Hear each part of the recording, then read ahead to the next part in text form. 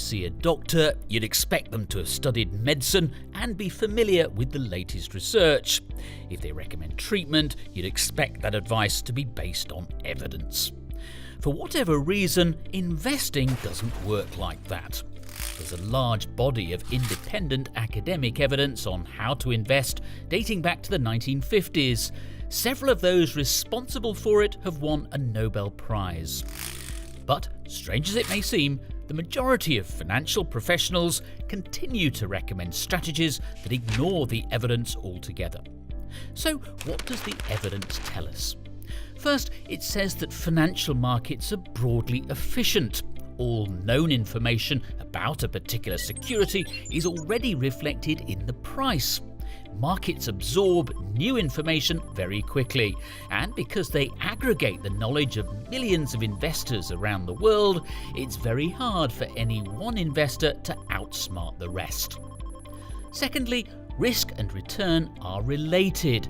All investing involves risk, but it's risk that drives returns. In other words, returns are the reward for the risk we take.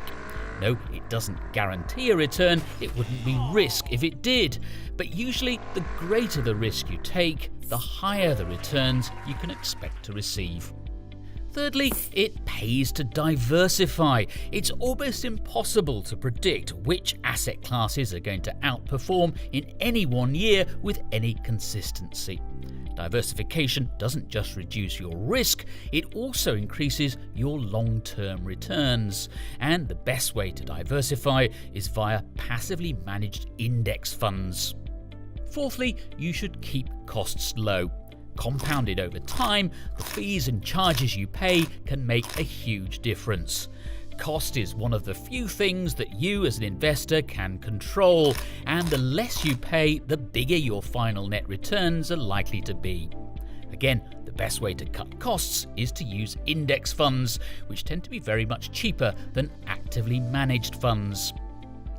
Finally, the evidence tells us that to be a successful investor, you have to control your emotions and invest for the long term. Tempting though it is to try to time the market, no one can do it consistently. Most important of all, we should accept that market volatility is part of investing, and that the best thing to do when markets fall sharply is usually nothing. So there you have it. Remember that markets are hard to beat and that risk and return are related. Diversify, keep your costs low, and focus on the long term. Evidence-based investing in a nutshell.